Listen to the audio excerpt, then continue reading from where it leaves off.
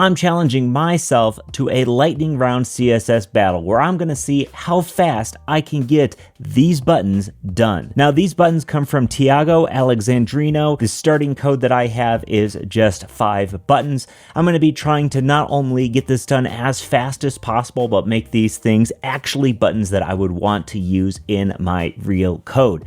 And I'm gonna be doing all of this with just CSS, obviously. Now I've got my stopwatch here. I'm gonna hit go on this thing and see how fast I can get this done.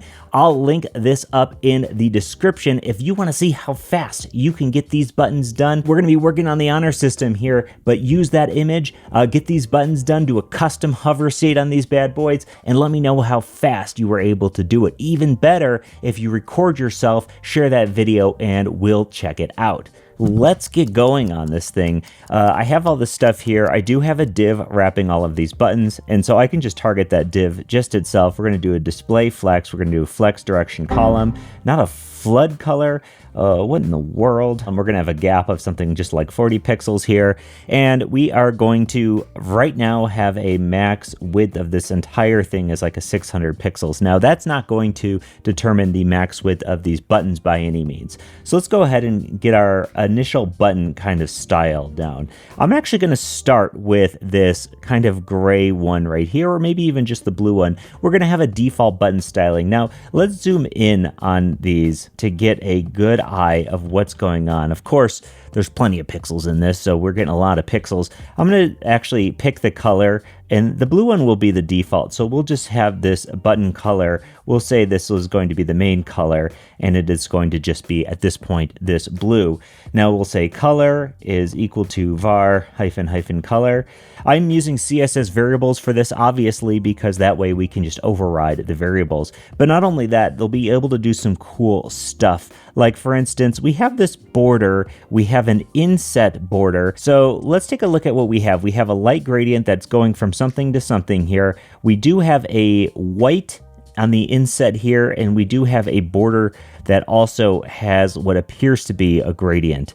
And the border gradient is a tough thing to do. There's a number of different strategies you can do with a border gradient. Let's go ahead and first and foremost get this background going. So we're going to do a background. We're going to do a linear gradient. We're going to go from, or we'll say to bottom and comma. We're going to start from right now var hyphen color. That will change. And then we're going to go to var hyphen color. And we're going to use relative color syntax on this thing. I'm going to eyeball this for the most part. The easy way to do this would be to do a color picker and just pick this hex value, but that's not how I would do it in real life. So I don't want to do it that way. We're going to say RGB from, and we're going to say from the color RGB, we're going to get RGB and then / and we'll say something like 0.2. So from that to that, and actually I'm just going to straight up duplicate this line and say we're going to go from 0 to 0.5 here, okay? That honestly, we're saying to bottom, from top to bottom, that actually doesn't look terrible right off the jump, even just zooming in here. So I'm going to keep that for right now. We're also going to say this has a border of var. Actually, instead of var, I'm going to grab this one right here. We're going to worry about the gradient border after this. We're going to say solid 1 pix. There we go. And the border radius on these things is pretty severe. If you do border radius 50% on this, it makes it look like this. So you have to use a pixel value for something. And it's hard to give this a pixel value just straight up, even though I just did it 25 pixels and it just looks great here. It's hard to do this and, not know what the size of these buttons is going to be, but we'll just keep it at this for right now. If I zoom in on mine, there's some funniness going on with the border and the background gradient. If we do overflow hidden, I actually don't know if that will fix. Doesn't fix. Overflow hidden does not fix. That's interesting is because we currently have a border that has transparency in it, it's overlapping with the linear gradient. I actually don't know about that. That's interesting. Also, this is what they look like right now. So let's actually give these a font size of something considerably larger for right now, 24 pixels. That at least looks a little bit better here. That way we're not zoomed in super high. And we have some space here. I'm not going to worry too much about the font. We have some space, The spacing on these is always interesting because what you end up getting, you want buttons that are all the same width. I'll worry about the width part later, but let's do just a padding of something like 1 rem and then something like 10 pixels. And this is going to give them considerably more space. Let's do something like 0.75 rem. Me just typing in values till it looks nice. Now, honestly, you could just measure all this and do it all in pixels, and that's probably fine too. The border definitely needs to be more than 1 pixel, but probably not that much more. Like 2 pixels, pretty good here in terms of what this actually looks like. And now I'm going to actually do the inset box shadow because these have an inset box shadow. You can see already that our 25 border radius that we had doesn't work. Let's bump it up to 35. So we'll say box shadow inset, and we're going to say RGB 255, 255, 255. / 0.3, save this. Actually, this is going to do nothing. I typically put the word inset at the end too, just for consistency's sake. And the distance on this thing is going to be 0, 0, and let's do like a 2 pixel blur and a 2 pixel distance on it. In fact, let's make this right now. Sometimes I do this. I want to see what it looks like. We'll have it be very non-transparent. So the 2 pixel blur might actually be a little bit much. The 1 pixel blur looks pretty good. The 2 pixel, like this looks pretty decent. And then if you bounce out, okay, that might be too much again, bump it back down. We're getting pretty close there, but I do have to feel like if we look at these, it is the 2 pixel blur I think was better representative of their style. So already getting pretty close, okay? So the way we have these is that there are several buttons. We can add some classes to these. So class, and the first one will just be, I like to call yellow stuff warning, and then we'll say error for the red. We'll say success for the green, and then ghost for the gray. Why did I just pick these names? Well, I don't know. I could have just done edit, remove, accept, decline. I could have just done that. But instead I did warning, error, success, and ghost because that's what I like to work in. So warning, and then .error, .success, ghost. Now the whole reason we did this with CSS variables in this way is because you can just reassign this color variable here. We can use the color picker, we can pick this color, we can paste it in here, and we'll be able to see that this now all of a sudden gets us way closer really quickly. In terms of time here, what am I at? I'm at 9 minutes, okay. I was hoping to have this done faster than 9 minutes, but you know me, I'm always way too optimistic. I see this and I could say, I could do this in a 10-minute CSS battle, no problem. And then the time comes by and next thing you know, you're this far, but ooh, it's looking really good already. Now with these buttons, I do like to have a padding on the side, but like if we were to say the width of these is something like 200 pixels, right? It gets them all a little bit more similar. Now the big problem ends up being when you do that, you end up having long buttons. You got to worry about that. Yeah, it's something that you do have to be cautious about because the buttons in the example are all the same width no matter what. You could have that be a max width. That would be, no, max width wouldn't work either because then the minimum width would say that wouldn't work either because like if we did min width, they're now going to go way far. I think just straight up width on these is fine for right now. And I do honestly think it's probably way more accurate when I define that width than I was expecting. So you know what? I feel like I'm kind of doing a decent job here getting these buttons going pretty quickly. The big thing that we don't have right now is the gradient border. I hate gradient borders, which mine still looks funky. The gradient border is not very chill right now. I do have the inset shadow is looking pretty chill, and everything else kind of looks right, honestly. I think the intensity of the gradient for the button itself could maybe be dialed down, but they look pretty glassy and kind of cool. Okay, let's keep moving. They do have a box shadow on it. I don't know if you can see this. We'll say 0 for X, but for the Y, it was like something pretty decent, like 20 pixels. The blur is massive. We'll say 20 pixels for that and 0 for the spread. We'll say RGB. We'll give this black because 0, 0, 0, you can always add more opacity to black, which is what we'll be doing. Okay, because that's a pretty heavy box shadow relative to what they actually have in their one. But if we did something like 0.5, this looks way more close to what they have. Okay, let's add an align items center on this just for fun. Yeah, this is looking pretty good. This gradient border, man, what is the strategy that people use for gradient borders? There's a number of ways you could do gradient borders. I've done gradient borders so many times in CSS, and it feels like I always dislike the strategy, because what you can do is you can have a background and then you have like a span on it. So you have a wrapper element is a very common way to do this. The way that I've always done this is with a wrapper. So I guess I am going to do a wrapper in my HTML. I'm not talking about Kendrick Lamar here. Sorry for that joke, folks. I am a father of two. Okay, I have a span. I hate this because I just did all this work and now I'm going to have to say, oh, dear God, Scott. Okay, I'm trying to go fast. I'm trying to go very fast, very fast, very fast, very fast. Okay, so obviously that just totally screws it all up quite a bit. The background of the button is going to be a gradient, so we will want to have a gradient for the background of the button. What other things do we need to have on the button itself? We'll want to have the font size.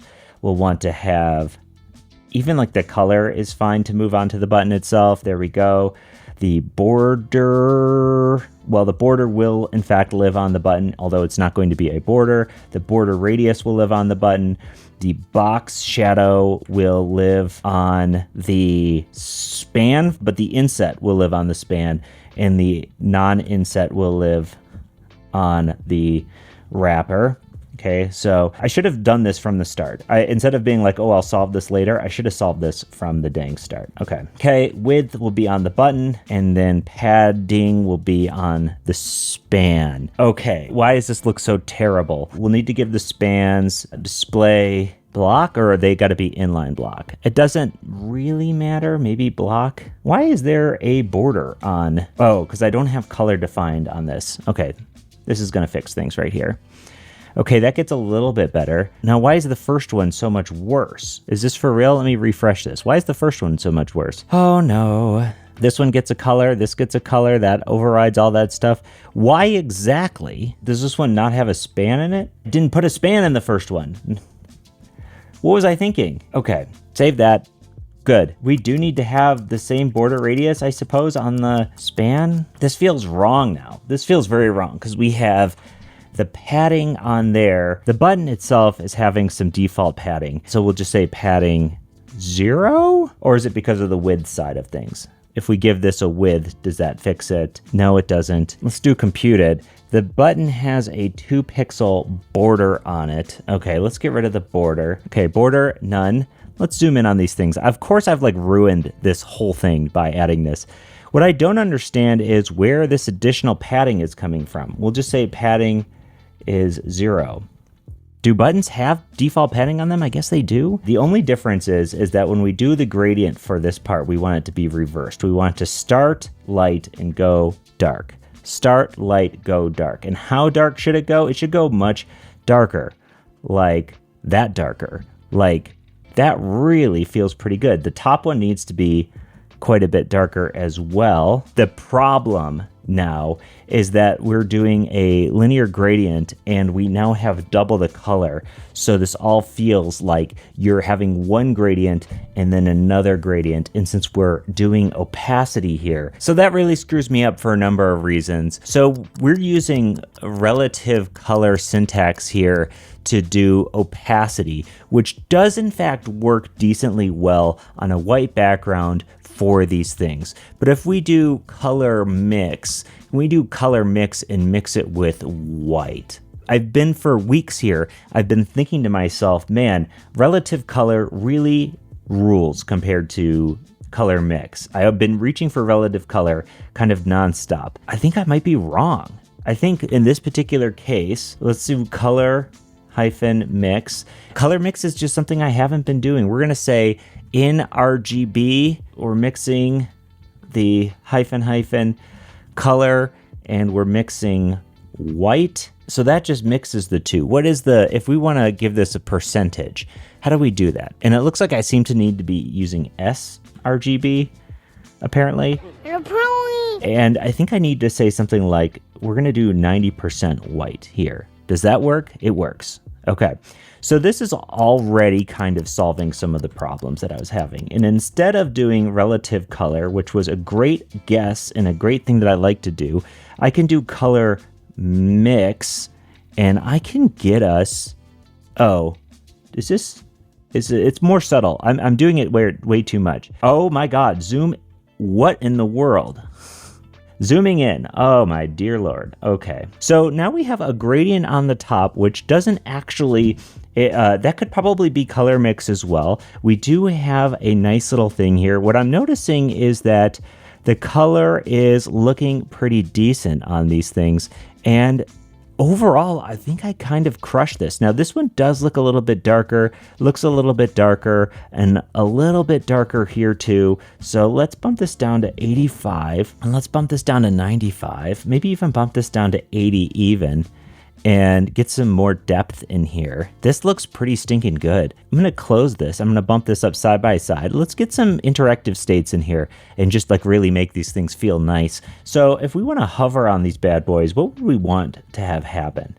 So if we were to say, like, we're gonna hover on these, what do you see happening? Like, typically if a button, it's maybe in a hover state, it can like get lighter. So you could always say that color mix percentage is changing. Like for instance, if we had the top per, which is gonna be like 80%, if we have that top per right here at 80% var, and you'll say top, I don't know why I named it top per. That's a terrible name, but hey, sometimes we just do name things like that. If we hover, we could say top per is now going to be equal to 90%. And when we hover over these, they all should get a little bit lighter. Now, the big problem with this is that this is a gradient, and like transitioning gradient values is difficult. You could do that with at property. We'll see if this actually works. I don't know if you can transition color mix. So we'll say at property, and this will be top, and I'm going to change this to hyphen, top property. The syntax is not going to be an angle, it's going to be a percent, I believe. Let's see, percent, is that one of them? Is percent one of the things you can have as an at property? Just give me the MDN docs, please. Percent, it is percent. Percentage, inherits is going to be true. Initial is going to be 80%. And let's get rid of this one, okay? Now, no, doesn't animate. That's fine. We don't have a transition on this bad boy anyways. Also, I still use the word top per underscore in here instead of top hyphen per. It's always fun to change a variable name. And I'm just going to put a classic transition 0.3 sec ease all. We'll just do a blanket attachment of all here just to see if I can get any transition on this thing. Yeah, I don't know if you can, even with that percentage change. Linear gradient progress. So I'm modifying the percentage value inside of color mix, and it is not animating or transitioning. And honestly, that's okay. I'm going to do a cursor pointer on this thing. I know that's controversial. People like cursor pointer. The shadow can get darker. This is quite a bit darker. No. Okay. And then when we click it active, we can just do a translate 0, 1 pix. Got a nice little push in there. And for this one, the top per will be actually getting darker when you click it. Let's do a straight up 80% when you click it, or is that where it is currently? It starts at 80. Let's do all the way down to 50% when you click it. Oh, that's too much. That's way too much. Let's do 70. Perfect. It feels a little floaty because of that transition on here. And if that transition isn't actually doing anything beyond the shadow, we could say we want to transition the, not all, but box shadow. Okay. So the top little feels snappier. Perfect.